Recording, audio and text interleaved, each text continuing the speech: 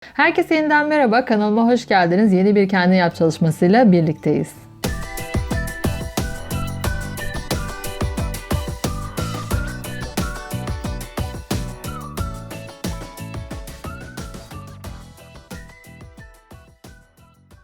Bugün sashiko yapıyoruz. Peki sashiko nedir? Öğrendiğim kadarıyla sashiko Japon kültürüne dayalı bir yama tekniği.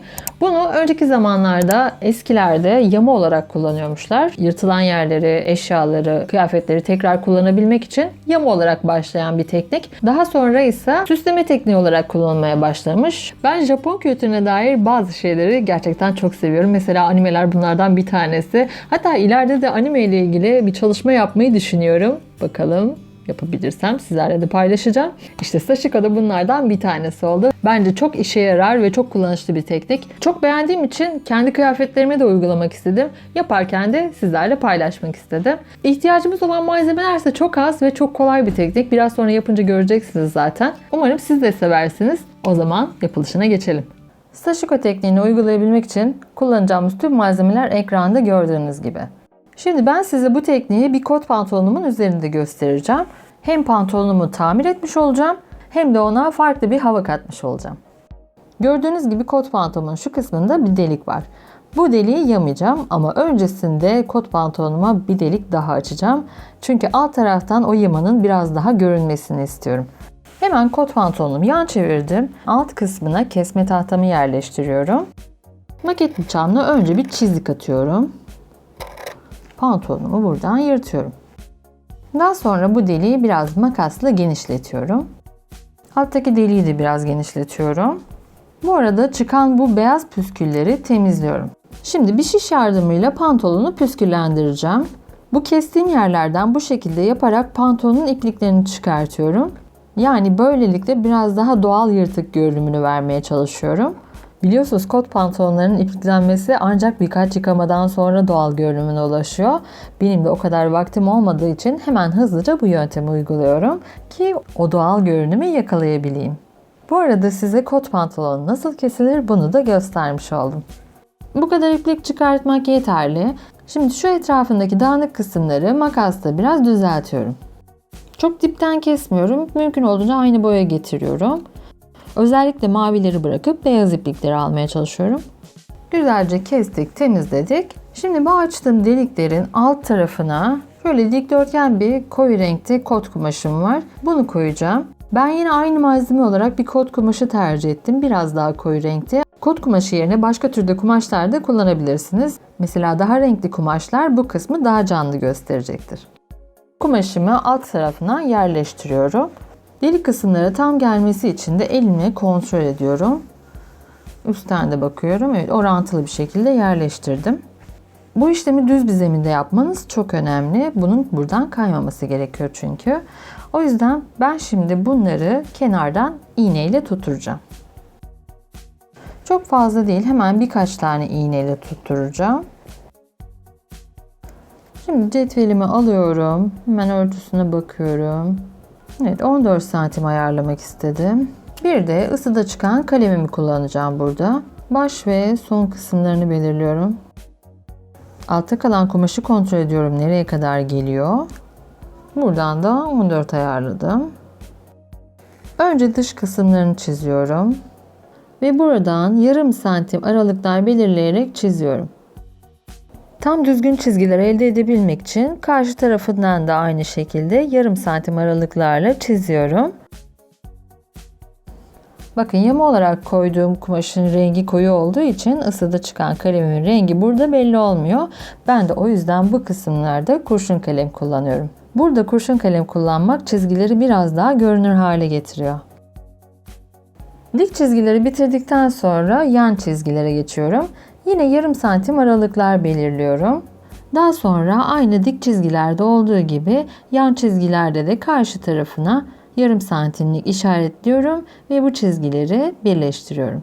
Yani ortaya kareli bir defter görünümü ortaya çıkıyor.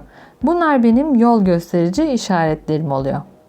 Taslak çizgilerimin hepsini oluşturmayı tamamladım.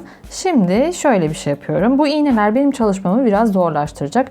O yüzden ben de bir dikiş ipliğiyle kotuma alttaki parçayı terleyerek tutturuyorum. Alt taraftan yama olarak kullandığım kumaşın nereye kadar geleceğini el yordamıyla belirliyorum. Buna göre kenarlarından teğerler atıyorum. Burada alttaki kumaşı kaydırmamak önemli bir nokta. Teğerleme işlemimiz de tamamlandı. Artık daha rahat çalışmak için bu iğneleri buradan çıkartabiliriz. Hemen biraz iğnelerimden bahsetmek istiyorum. Sashiko'nun özel iğneleri var. Boyları biraz daha uzun. Benim tuhafiyeden bulabildiğim en uzun iğneler bu gördüğünüz sosyete iğnesi olarak geçen iğneler. Uzunlukları yaklaşık 5 santim civarında.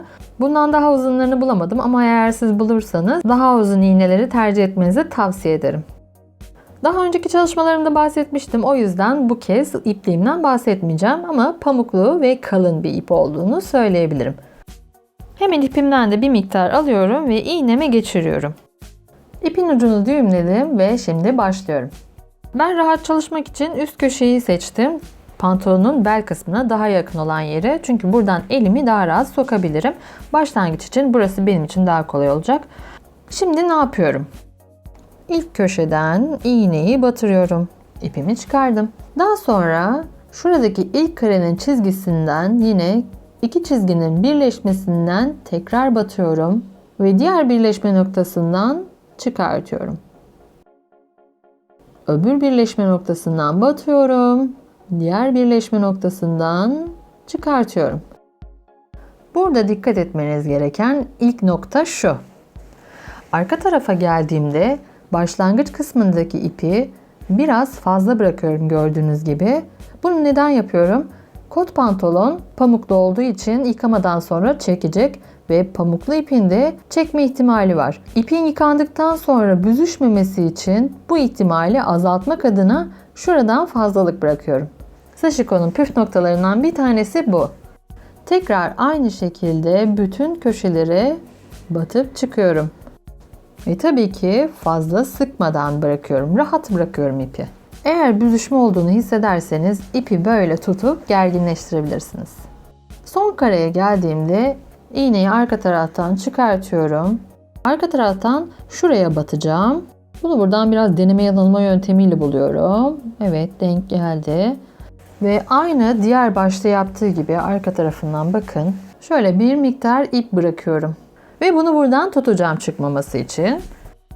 Bu kez diğer köşelerden karşılıklı olarak iğneyi geçiriyorum. Bu işleme bütün yan çizgiler boyunca devam ediyorum. İğneniz uzun olduğunda daha fazla dikiş atabilirsiniz. Bu açıdan sashiko yapmada uzun iğne önemli bir ayrıntı. Geldik ipi bitirme kısmına. Pantolonun iç tarafını çevirdim. Şöyle bir hareket yapıyorum. Son yaptığım düğme bir kez sardırıp ipi buradan 2 kez düğümlüyorum ve yine biraz bol bırakacağım. İşte böyle sıkıştırdım. Şimdi yeni bir ip takarak devam ediyorum. İpleri mümkün olduğunca az takmaya çalışın. Hem ipler kottan geçtikçe yıpranmasını engellemiş olursunuz hem de daha kolay çalışırsınız. Yamanın üzerinden dikişleri de bu şekilde atıyorum. Çizdiğiniz kalem görünmezse eğer üst taraftaki dikişleri baz alabilirsiniz. Bu arada dipnot, sashiko dikişleri atarken teğerleri dikmemeye dikkat edin. Çözerken bizi zorlamasın. Evet, bütün yan çizgileri bitirdim. İsteyenler burada bırakabilir, bu şekilde kullanabilirler. Ama bu benim için yarım bir desen. Benim yapmak istediğim bu değil. O yüzden ben şu anda devam ediyorum. Ama devam etmeden önce şu teğerleri buradan sökebilirim artık. Çünkü alttaki kumaşım pantolonumla birleşti. Evet, iplerden kurtuldum. Şimdi rahat rahat devam edebilirim. Şu en baştaki yan çizgimden ilerleyeceğim. Yan çizgimin ortasından battım ve diğer taraftan ortasına batıyorum. Orta şeklinde ilerliyorum. Bakın nasıl bir desen oluyor. Burada bu şekilde artılar yapıyorum. Karelerimin tam ortasından ilerlemeye dikkat ediyorum. Şimdi bu deseni tüm tek çizgiler için uyguluyorum. İsteyenler de bu desenle devam edebilirler. Biraz önce yan çizgileri yaparken gerek görmüyordum ama şu an ihtiyaç duyuyorum. Yüksük kullanacağım. Yüksüğü size yakından göstermek istedim. Bakın şöyle içine doğru delik delik şeklinde bir metal parçası bu. Bunu nasıl kullanıyorum? Şimdi kullanımını gösteriyorum bilmeyenler için. Yüksüğü orta parmağıma geçiriyorum. 2 parmağımla dikiş yaptığım için orta parmağımı geçirdim. Burada sanırım kumaş yönünden, dokumadan dolayı herhalde zorlanıyorum 2 kat olmasından ve iğneyi ittiremiyorum. Bu da benim parmağımı acıtıyor. Şu şekilde aynı zamanda iğneyi geçirdiğimde arkasına ittiriyorum ve ön taraftan iğnemi çıkartmış oluyorum. Batırırken zorluk olmuyor ama şu çıkartırken burada beni zorluyor. Yüksük bunun için kolaylık sağlıyor. Yani bunu yapmak zorlarsa size de yüksük kullanmanızı tavsiye ediyorum. Böylece canınızı acıtmamış olursunuz. Biraz benim parmağımdan da çıkıyor bu. Alışık değilim kullanmaya. Ama parmağımı acıtmasındansa böyle yapmak daha kolay.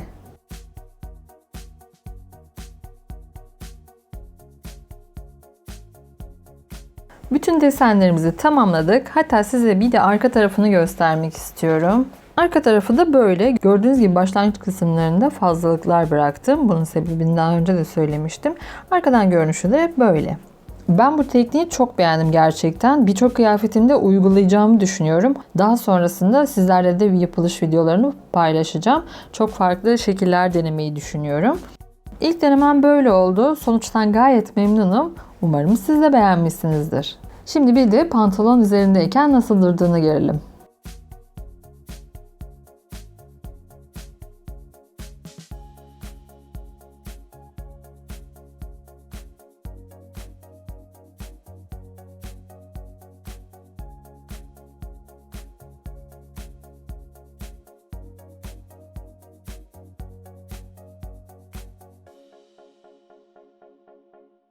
İşte gördüğünüz gibi sashiko tekniği bu kadar kolay yapılabilen ve bu kadar şık durabilen bir teknik. Gerçekten çok hoş. Birçok eşya üzerine de uygulanabilir bir teknik. Umarım çalışmamı beğenmişsinizdir. Eğer beğendiyseniz beğen tuşuna basmayı unutmayın. Kanalıma abone değilseniz abone olmayı da unutmayın. Bir sonraki çalışmamızda görüşene kadar kendinize çok iyi bakın. Hoşça kalın.